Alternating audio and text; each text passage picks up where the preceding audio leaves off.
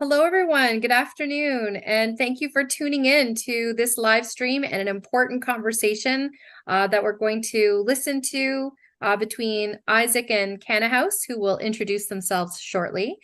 Just wanted to remind folks that we are going to have a Q&A at the end and that you are welcome to put your questions in a form. If you look down below in the description box in the link, the YouTube link in the description box, there's a form link that you can access to ask your questions, and I will help to moderate those towards the end of the live stream. So I'm going to now pass it over to Isaac and Kanahus. Ani bonjour. On den wein Mongreduk. Mazan apkin ge go na be Indigenous. Gene be guk shabiga jwaten donjaba, gnoje and do dem. Agi ken man onik. I'll go in common and zinuan, gnak nagin in on in. Wasiwag, agigowag, benasiwag, nibbe eng. Anchinachagaswag, kenige go anchinachagade, mon p, king. On dopna nan yab gedakim nan. Abdek wibiskabing and Ashnabe Adsuan, Nikia, Queag Niganiwag, Ouija Migadamawat, Ezri Buck Muswe, Kanahus Manuel, Nishnabek Kinakidam Kupska Ben Doplanan, Gaunitoing, Meanwhile, Enwing, Gin Win Mon Pienjbayan, Goin Gagon Gashmigoying, Nishnab Nabek Kinakidam in Mompi. Hello, everybody. My name is Isaac Murdoch. I'm from Serpent River First Nation. I'm from the Fish Clan. I'm Ojibwe. And today we're going to be talking with the incredible Kanahus Manuel. And we're very lucky and very delighted to have Kanahus with us today. She is known all over the world for her incredible work protecting the environment, creating awareness about Indigenous rights and freedoms, and most of all, being a mother and being a midwife and just being an all-around amazing person. So without further ado, we're going to have Kanahus introduce herself and tell us just a little bit about her life. Kanahus, take it away.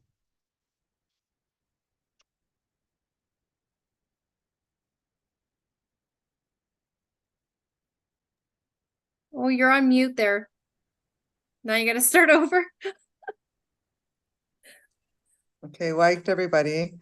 Hello, my name is Kanahus Manuel, and I'm from the Secwepemc and the Kanahus Nations in so-called British Columbia, Canada. Our territory that I live in right now is the Secwepemc Nation. I was born and raised there. Our nation is called Secwepemc, my homelands, and it's 180,000 square kilometers of Secwepemc land there in the south central interior of so-called British Columbia. I'm a mother of four. I have a 21-year-old, 18-year-old, 16-year-old, and a 12-year-old. And I've been raising them as much as I can under our traditional ways. And I birthed them at home by myself, which I take a lot of pride in. And right now, currently, we're doing a lot of work, currently fighting a lot of different major projects, but one of the biggest fights we have right now is to protect our land and our Pacific coastline from the Trans Mountain oil pipeline and the super tankers that will be increasing along the Pacific Northwest. And so I'll talk a little bit about that again, but I come from a family of Indigenous rights activists and fighters and leaders that have taken our fight for our territory from this local to the national to the international level. My grandfather formed an organization called the World Council of Indigenous Peoples, and my father's organization, Indigenous Network on Economies and Trade. And so the work I do, my grandfather and father both have passed away, but the work that I do is in honor of this legacy that my family has left me to continue this fight to protect for our Indigenous rights and our land for our future generations. Thank you, Isaac. Okay, so there's no doubt that there's an echo happening.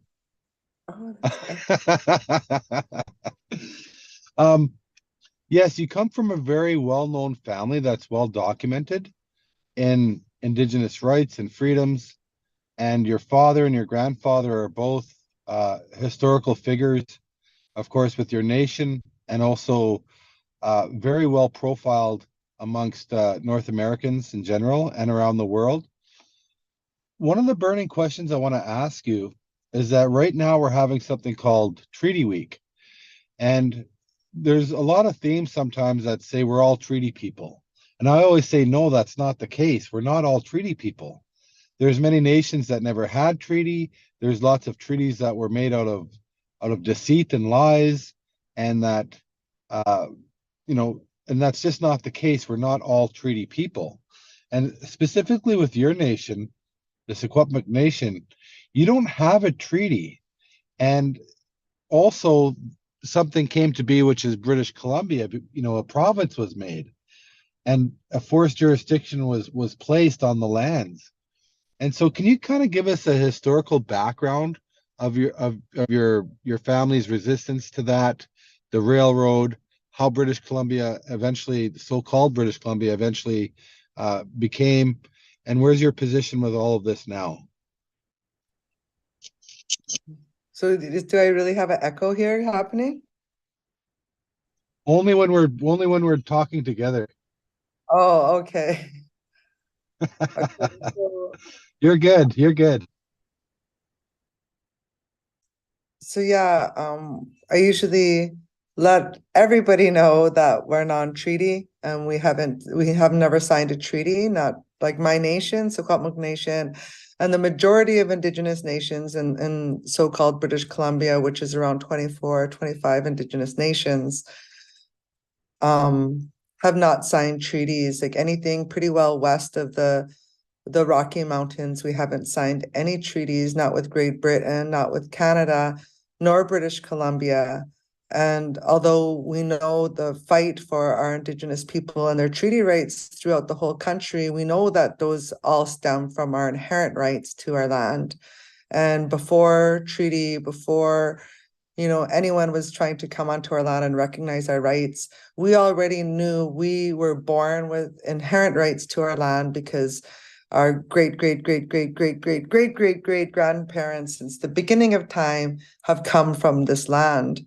And the treaties, a lot have never been respected, but we have not signed any treaties. And so now, modern day, the British Columbia government is forcing Indigenous peoples to participate in a treaty process, a modern day treaty process called the BC Treaty Commission treaty process.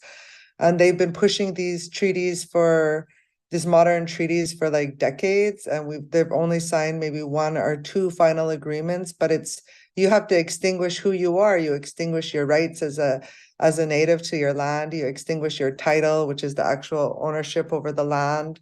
You risk so much. You give up a lot of your fishing rights, your hunting rights. By signing these modern day treaties, they want to give you a little cash back for your territory. So again, you're just stuck into a little 0.2% of Indian reservations to survive. And that's not what we want. And we know that we have rights now in 2023. We know that we have internationally respected and protected rights as Indigenous peoples. We have the right to self-determination, to govern ourselves, to control our own destiny and well-being. And Canada, as a minimal standard, has to abide by these international human rights standards that the whole world that have been signatories to these covenants, these human rights covenants, are bound by. And so every time Canada violates our Indigenous rights for industry, they're becoming international criminals, violating international human rights that they are signatories on. And we know, how is Canada going to be, punished for doing this? Well, we know they're not going to be punished, but the shame, the type of image that they have throughout the world is tarnished every time they abuse our Indigenous rights and Indigenous peoples.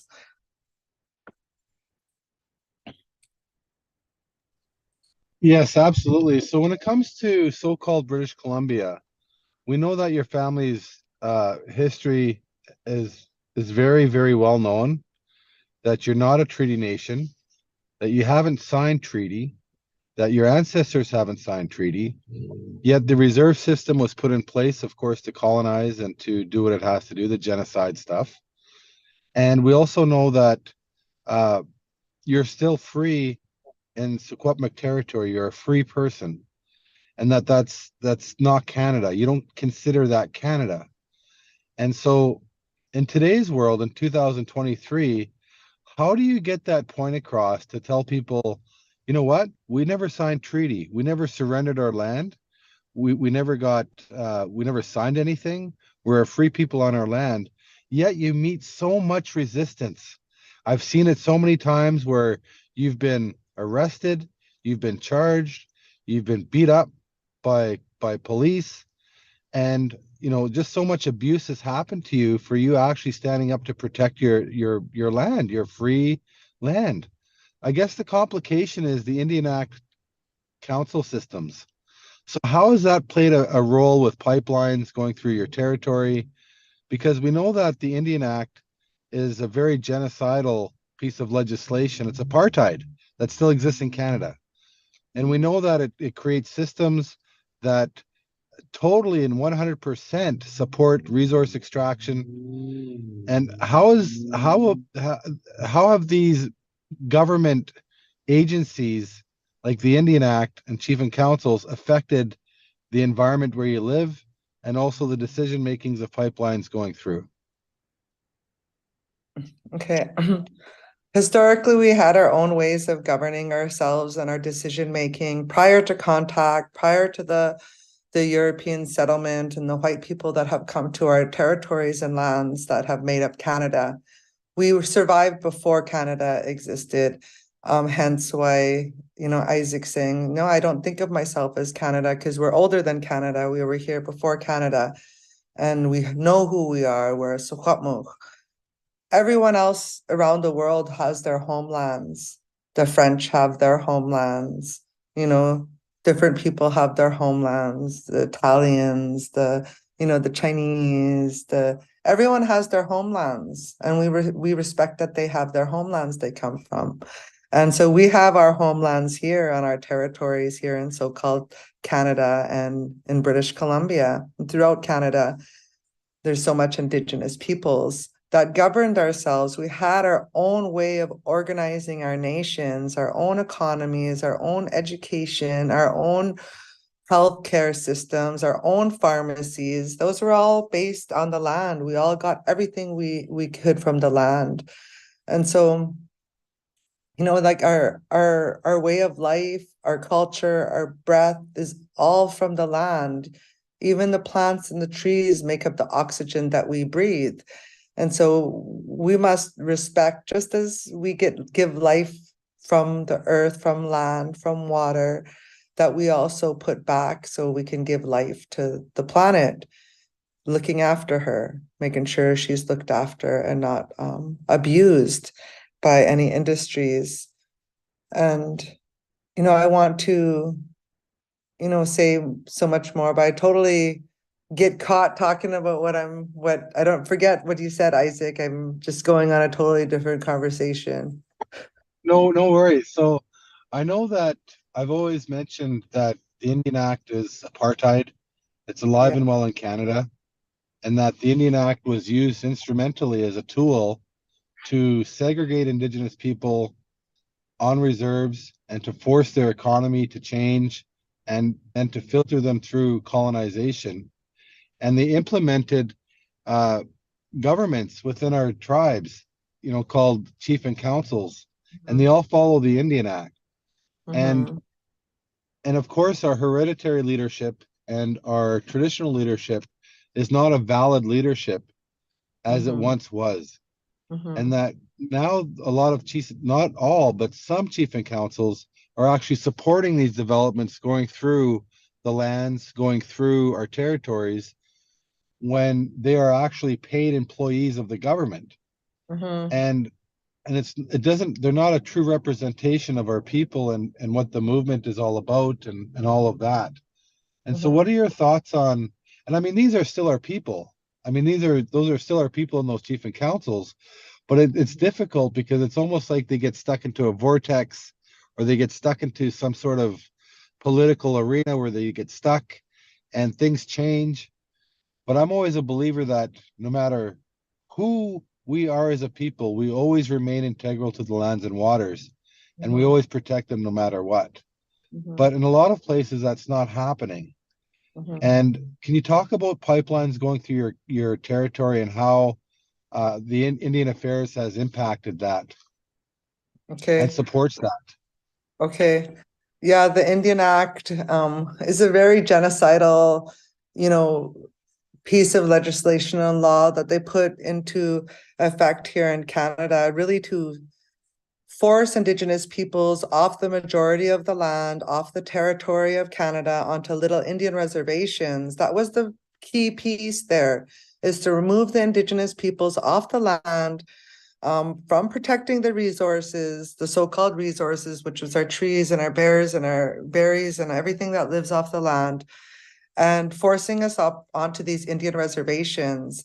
These Indian reservations, if you add up all the Indian reservations across Canada, is going to equal 0.2%. So Indigenous people don't even hold 1% of their land, only 0.2%. And still that 0.2% of land is held as Indian reserves under the Indian Act. So we don't even have control over that 0.2% of land. The federal government still controls that piece. And another key component of the Indian Act was the removal of Indigenous children from their homes and forcing them into these government and church-run residential schools. And we heard about all of that because we heard of all the babies and children that they were found buried at all of these Indian residential schools across Canada. There should never be any children buried at a school. Think about what would happen now if that happened at your school. So the key thing to think about when we're talking about Indian Act was it was about the land theft. It was removing the Indigenous peoples from the territory to have access to the resources and land for their own business and the economics, and then taking our children, forcing them into the school. So just in that fact that was a lot of trauma that happened on our people, because it was a part of the psychological warfare and warfare tactics of Great Britain and the colonial governments, because we're still recovering from residential school. My father was the first, I was the first person out of residential school. My father went to residential school. So when we talk about the Indian Act, we're talking about a 0.2% land base. And within that 0.2% land base, they invented elected leadership process called chief and council system. Is this really our leadership? No, it's not, because it was a process that the federal government imposed on us. They unilaterally imposed it on us without us having a right to say, no, we don't want this. They imposed this system and said, okay, we're going to instate an Indian agent, and this white Indian agent is going to go from reserve to reserve and give rations and make sure people aren't dying of starvation and such, because they removed us from the territories. And so soon after the Indian agent that was eliminated, soon they put in place this, we no longer have an Indian agent that's coming and looking after the well-being of the natives on these concentration camp Indian reservations. We're going to unilaterally impose this chief and council elected process, so the people of the Indian reservation could vote for their own chief and council that would look after the federal monies that the federal government throws at the Indians to keep their communities afloat. Way, way, way less than a municipality and how much the government gives white communities, because they're still looking after them too in those municipalities. So Native people get thrown like a little change to look after the well-being of people on Indian reservations. The chief and council system was never made to be the decision maker of a larger territory. In fact, a lot of Indigenous people will say the only say that chief and council people to say is over that little 0.2% of land. And even that, Native people say chief and council don't even have a right to say, because the way that Indigenous peoples hold their rights and their title to their land is collectively. We don't hold it my land over there, 180,000 square kilometers of land, the Secwepemc Nation. We hold it with my grandma, my mom, and 17,000 other Secwepemc people. We hold it collectively together. So not one elected chief and council or not one made up leadership could make any decisions over our greater territory. And the federal government has really messed our people up by pushing this process on our people, because it was never by choice. And so when they come in with projects like a pipeline where they're saying that they want the free, prior, informed consent of the Indigenous people, who do they go to? They're going to automatically go to the chief and council system to get that consent. But because the chief and council system is paid by the same people, the federal government, they're already muzzled and controlled, because the federal government pays them to say what the federal government wants them to say. It's not our true leadership. And most times, and we see this happen all over Indian country and all over Canada, how the federal government, the provincial government, and industry will work hand in hand to violate Indigenous rights, to get in to get those logs, to get in to get those minerals, to go in our territories to get that water, that gravel, that, whatever it may be, whatever resources, the fish, they're going in and working hand and glove with these industries to violate our rights, because if they don't respect us and our rights to our land, and they're going in without our consent, they're violating our human rights. That's human rights abuses happening right here on so-called Canadian soil against Indigenous peoples. It's big human rights crimes. Yeah, so I remember years ago, when I was a little boy, they always told me, they said, you're an Anishinaabe. That's who you are. And that you're not a Canadian. And that you're an Anishinaabe, and to be proud of that. And that as an Anishinaabe, we belong to the land the same way that a bird does. And a bird has a right to go make a nest somewhere. It has a right to go have a family, to lay eggs, to feed those children. And that's how it was explained to me. That doesn't mean that I'm not a good guy just because I'm not a Canadian, because I'm an Anishinaabe. It's the same way that somebody in France, for example, who's French, they're not a bad person because they're French. They're just French. They're from France. And so I've always thought of ourselves as a separate nation from Canada, but yet the Indian Act imposes its nationhood upon Indigenous people. We're always viewed as Canada's Indigenous people. We're always viewed as, as true Canadians. And I think that's part of the erasure, that's part of the genocide that continues to happen. And we know that more land has been stolen through poverty politics, through mapping, through erasure, through the education system, than anything else, more than guns and bombs. And one of the things that I find fascinating is that right now, when young people in schools look at the maps, they don't read Secwepemc territory. They read British Columbia. They don't even have the slightest clue about Secwepemc territory, its people, its history, because there's been a grand erasure, and there's also been a severe mapping project that took place over 150 years to make sure that every mountain, every forest, everything was mapped out for minerals, and it was claimed as crown land. And that's called stealing. Kids, that's called stealing. And so as an Anishinaabe, I don't believe in the term crown land, because how did the crown get our land, where we come from? It's really, really not right. It's like the theatrics that continue on regarding crown lands continues on in our court systems, our judicial systems. It's built right in there. But you ask any judge and any police officer, what's your allegiance to the crown? And they don't really understand the concept. And I've asked them. So I'll just want to make that one point just to further elaborate on what you're talking about, but I also want to get into the poverty politics.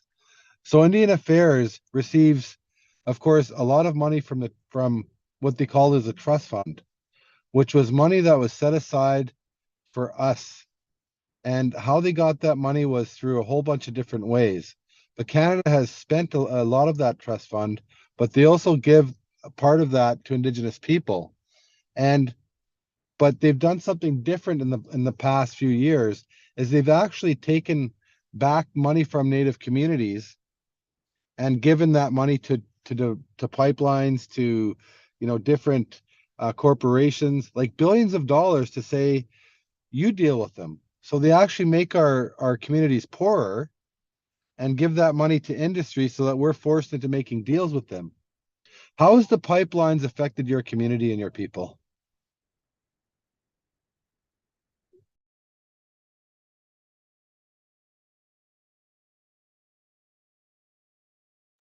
Kanahus, you're on mute.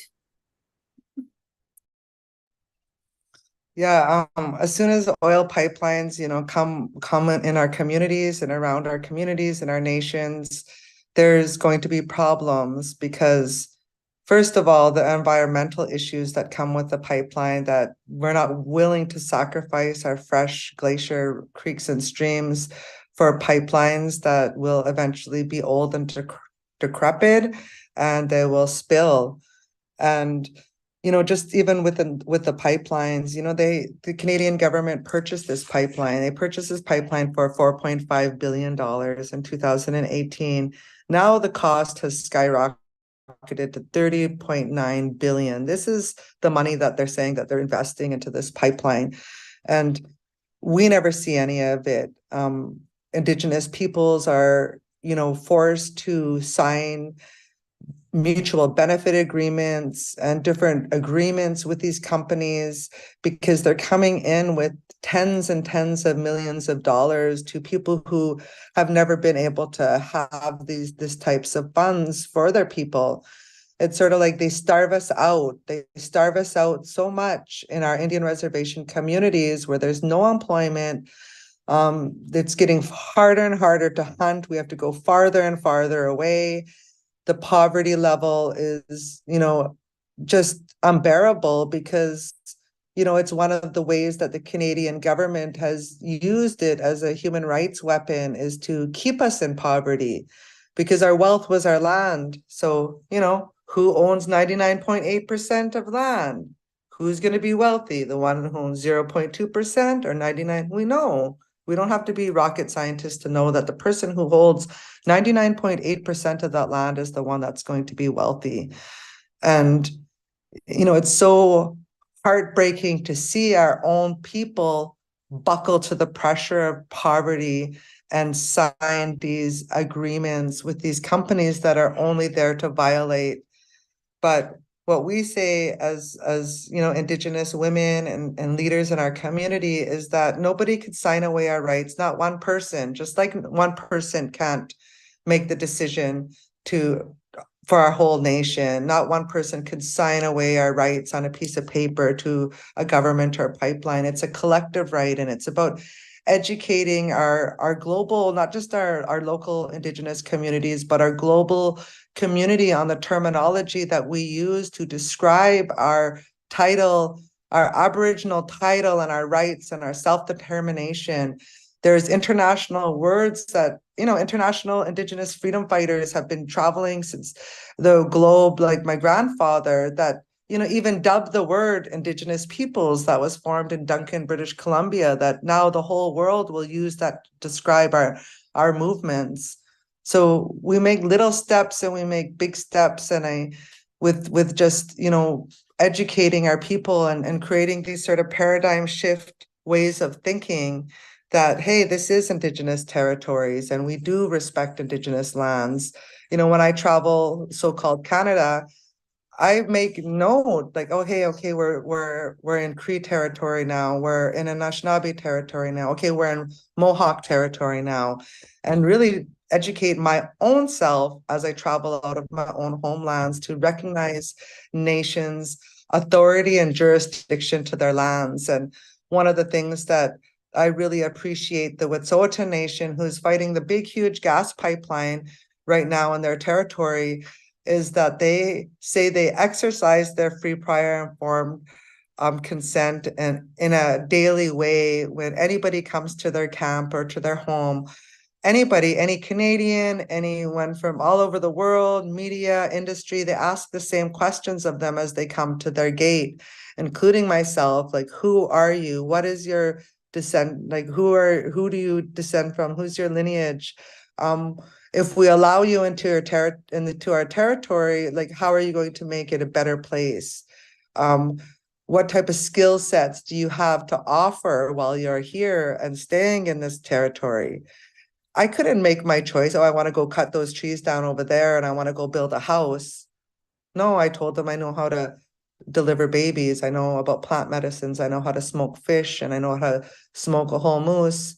And so after we went through all of our skill sets, they said, okay, we need you in our homelands. Please, you're welcome to come in. And we were able to come into their community and they said, okay, now, but we're going to need your help. We just got a moose and it's in the smoker and we need to go over there and cut it all up and show everybody how to smoke moose meat. I didn't have a choice when I went into their territory to say, no, actually, I want to go over here.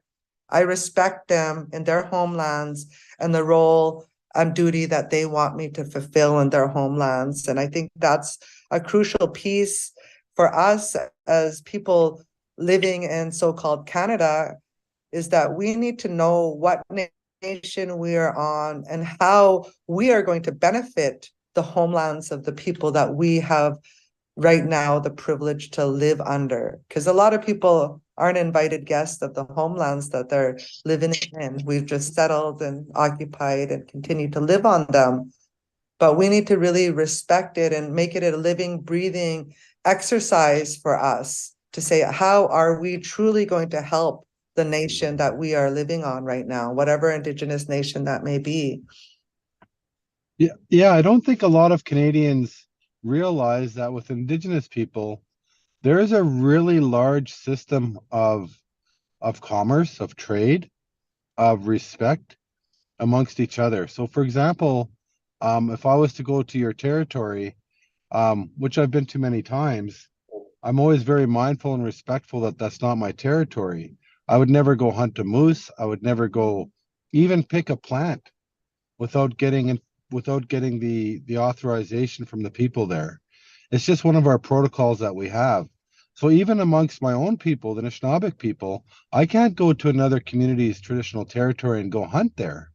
That's just not going to happen. I have to go there with tobacco and offerings and say, I'll share my meat with your people. Can I hunt there? And so that's a widespread sort of natural law that I think Indigenous people all over Turtle Island follow. And it's such a beautiful way to be. And that's not something that we see in Canada very often, where people will say, we'll come to the Indigenous people there and say, we'd like to do this or we'd like to do that. Do we have permission? Can we build relationships? Can we, how can we give back? Because we obviously benefit from our ancestors settling here. We benefit from the occupation of that took place, and it's just not right that we don't give something back. And we're not seeing that, and we're not, and young people are certainly not being educated in that either.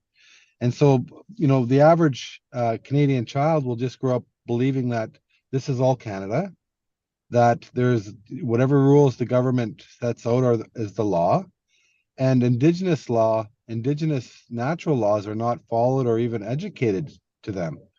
And so there's just a big extraction, society that gets formed, where it's like everything is up for the take, everything is for the grab, it's free, we can just keep taking and taking and taking, and it's left us in a massive ecological deficit where our hydrology systems, our water systems are really being compromised, polluted.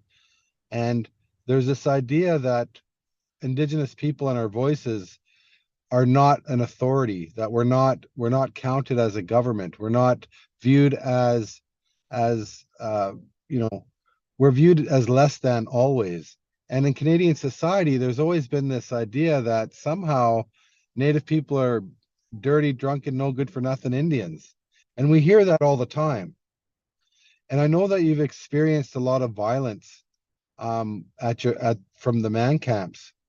And uh, without getting into it with too much detail, can you just let us know, like, you've been really, really hit hard by man camps, and by this assertion that they have the right to extract from your land, that they have the right to go through, even despite the fact that there's no treaty, and you have Indigenous people saying no, they still they assaulted you. They you know they've and they probably want to do it again by the looks of things. So as an Indigenous woman, how do you what's your take on man camps and this assertion? Because it's got to be different for a woman.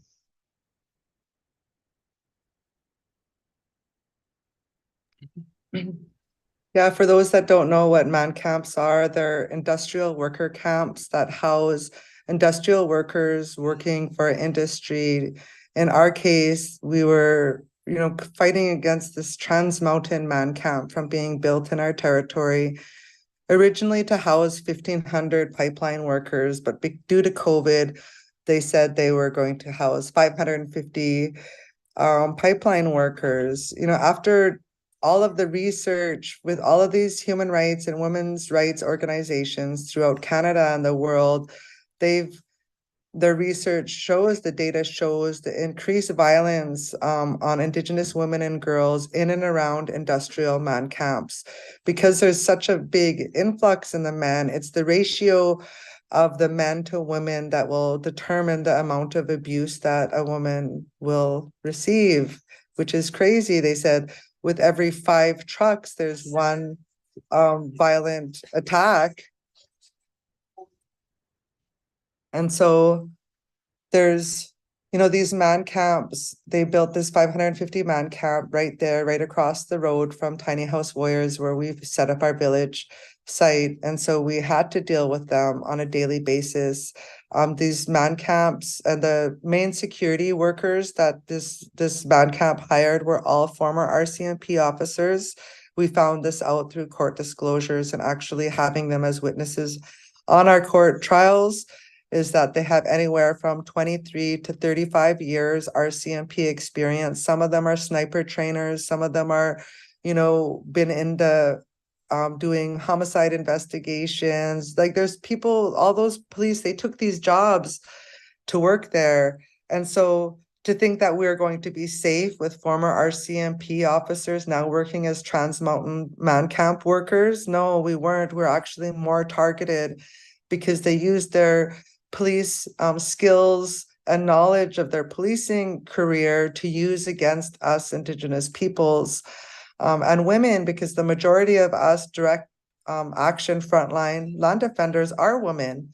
And in one case on September 11th, a couple of years ago, one of the former RCMP and now Trans Mountain workers pointed at my twin sister and said, "That's Kanahus right there."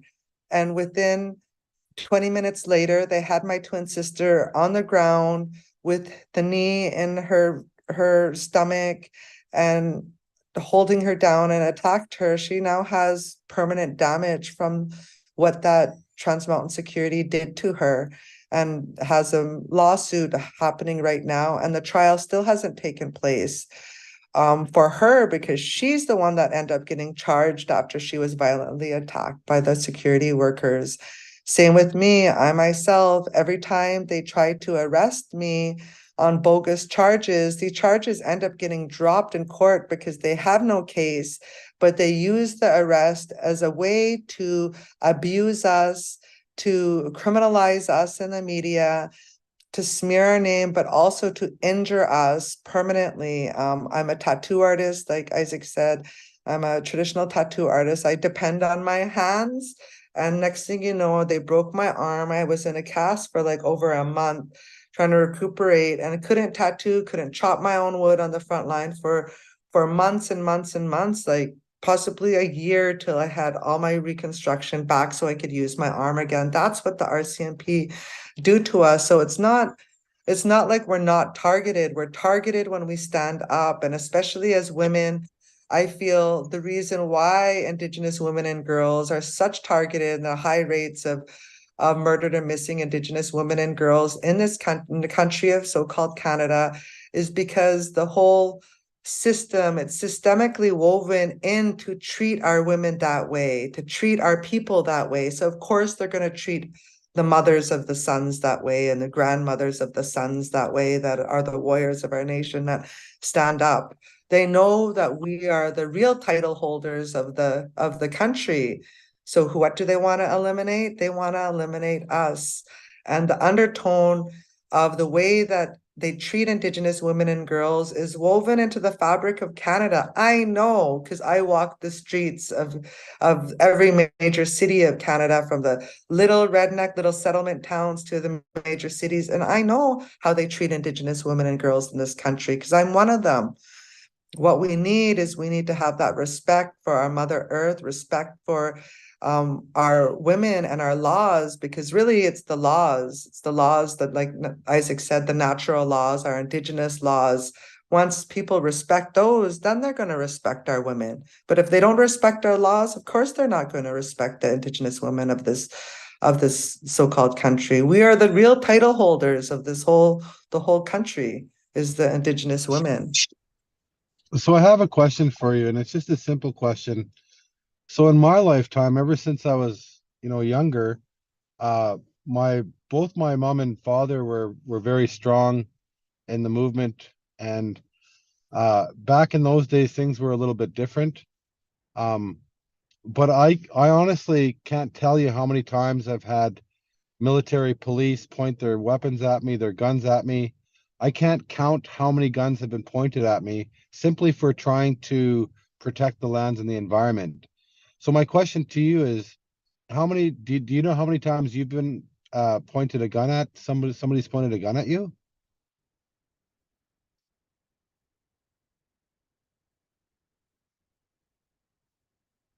Oh, you're muted, Kanahus.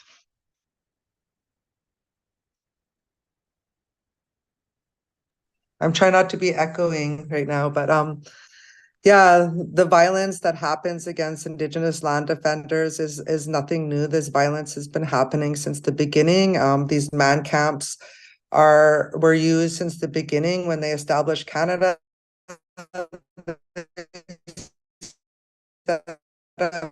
Man camps to build the road or the government, their forts. That's how they built this country, was off of man camps, and it was violent, and they were still violent with our Indigenous women and girls, and it's nothing new to see that military violence against us. My grandfather Wolverine, stood up for our rights and our title in 1995, and they shot off 77,000 rounds of them, which came out in the court. 77,000 rounds in an hour and a half. That was so much bullets flying at them that it was taking down small trees. And my cousin was 15 years old in there, in behind the line that was getting shot at. This was for a Sundance grounds at Gustafson Lake. And so I grew up knowing the risk associated with standing up for our land and how far the Canadian government will go to silence Indigenous people from standing up for their land. And we've had sniper rifles pointed at us for land defense. We've had, guns drawn. We've had guns drawn on our little cousins just because they're like parked in a vehicle that one of the land defenders had in downtown Kamloops, and like so much things. We get targeted not just through the violence, but they'll make up things, they'll make up charges, they'll throw us in jail and keep us in there and say, oops, we arrested you on Friday night, now you can't get out till Tuesday because you got to go to court on Monday. They don't need to do that. We're not criminals, but they treat us like criminals. And I say that Canada is one of the biggest criminals out there, thievery, rape, this land theft, the violence that's against Indigenous people, the abuse. They're some of the biggest criminals. And what we are doing is we're upholding our natural laws and our Indigenous laws. That's what we are doing. We're respecting our laws so much and that we're forced there, like your cartoon that says something like you can't help it or something. There's a tank or something and there's the Thunderbird woman. And then you're Yeah. like, you can't stop. You got to keep fighting. Your heart won't let you stop. Or I don't forget what that cartoon, but that's how I feel. You know? Yeah, okay. So right now, thanks for sharing that with us, Kanahus. Right now, we're gonna get some questions from some of the kids.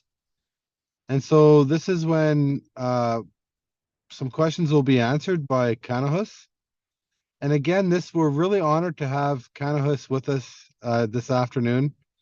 This is a great opportunity for us to learn firsthand from Indigenous people about their struggles, about land theft, about the the huge hypocrisy that happens, and the poverty politics and all of that. So this is really informational. It's good for us to know these things because all over Indigenous country, people are saying exactly this. This is the narrative that's coming out of Indigenous places. And as Canadians, you need to understand that this is what's going on. And I don't think a lot of people know about this or understand this, but it's very real for Indigenous people. So, Jody, do we have any questions that we want to be answered by Kanahus? We sure do. And also just to remind folks that you can ask a question using the form link that's in the description box below. So the questions are coming in. And so let me just go to some of them. There's a few that are similar. So I'm going to try and kind of group them together and paraphrase. For those of us who are just learning about this in terms like being students, because it's coming from students, how can we support you?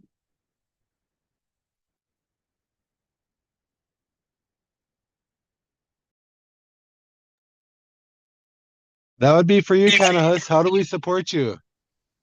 You can support us through just continuing to say that you love the work that we do and just putting such your prayers and your heart and everything into the universe to put good vibes our way. I believe in that. But also we have a fundraiser right now. So ask your parents and ask your grandparents for some money to put into this fundraiser for my twin sister and for others that are fighting for their freedom. They're trying to criminalize them. I just told you about the violent assault that they did on my twin sister. And we're paying for lawyers right now to keep my sister out of jail so she could be at home. They're trying to give her jail time for, they're saying that she trespassed onto native land, which was right there by Tiny House Warriors Village where we have our homes.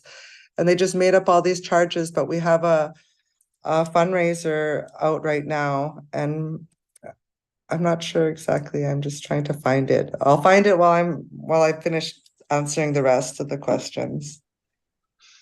Okay, so it's important to note, folks, that these amazing, incredible people, this is their full-time job.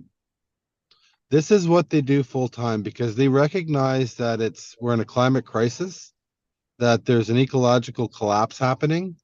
And so they've dedicated their whole lives to only this, raising their families on the land, making sure that the waters and lands are protected.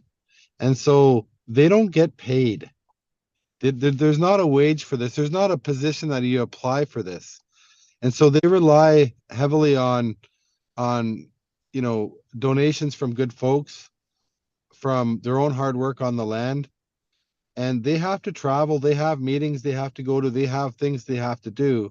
And so making sure that, they're properly taken care of is really critical for the environment.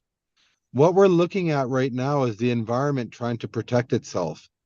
So when Kanahus and others are protecting the land, what we're looking at is the environment protecting itself. They are indigenous species of their ecosystems. They definitely are, they're the medicine of the forests and of the waters in their territories. And so they need assistance, they need help. They can't just do this without support of everybody because everybody benefits from this work. And so we're going to make sure that we find the proper links to put into this video to make sure that, if there's a way that classrooms could fundraise and support, these amazing people, then let's do that.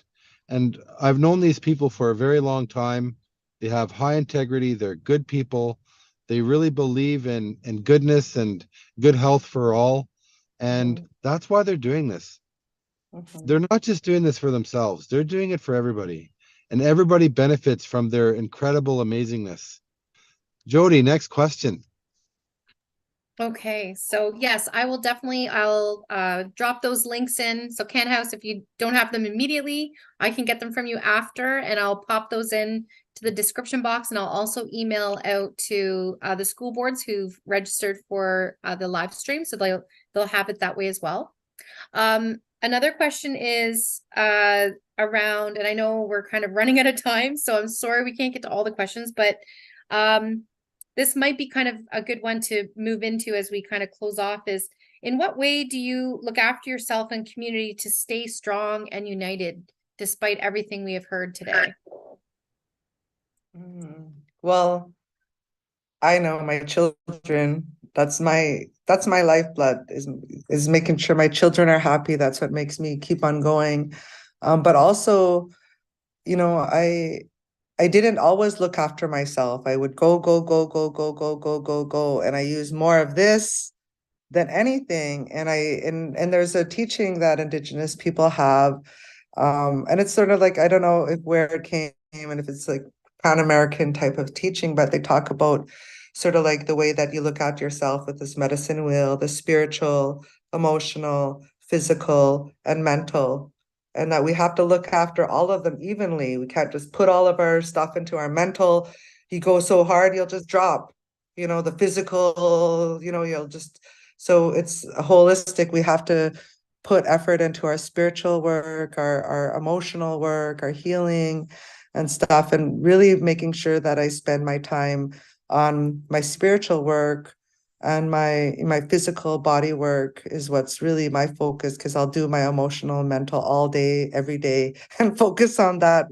So I think that's really important. But like Isaac said, we're really healthy. We believe in healthy food and healthy living and making sure that we stay healthy physically.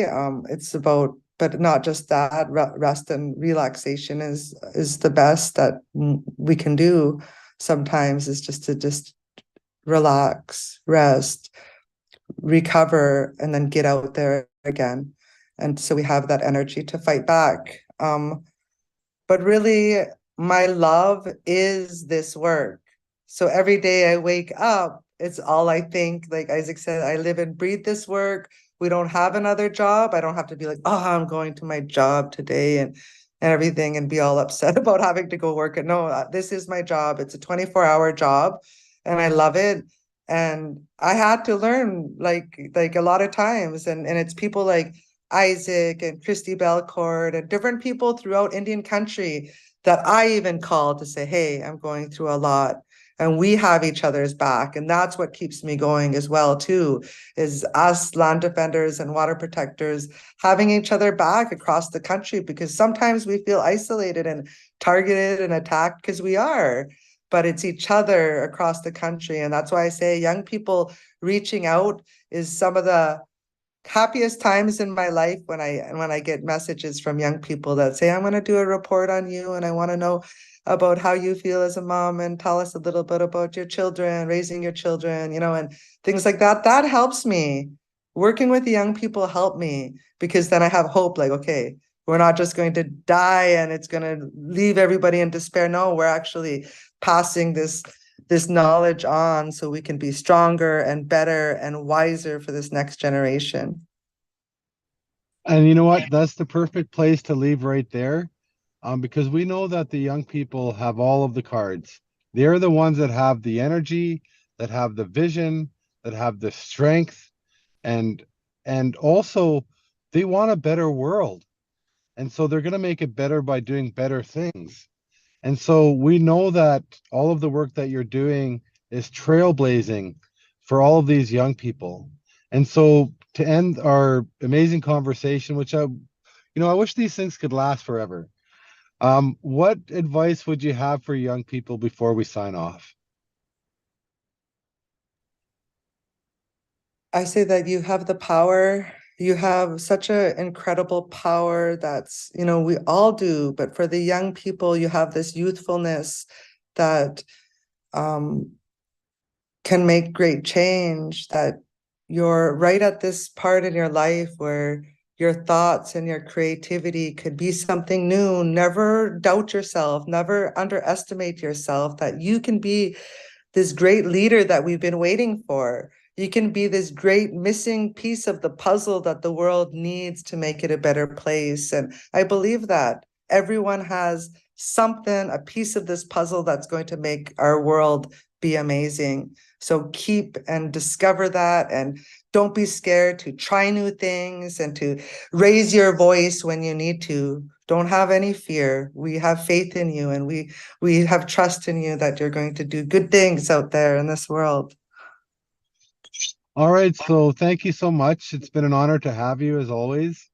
And again, we just think that you're an amazing, beautiful person that has contributed to our world greatly, not just you, but your family and your people.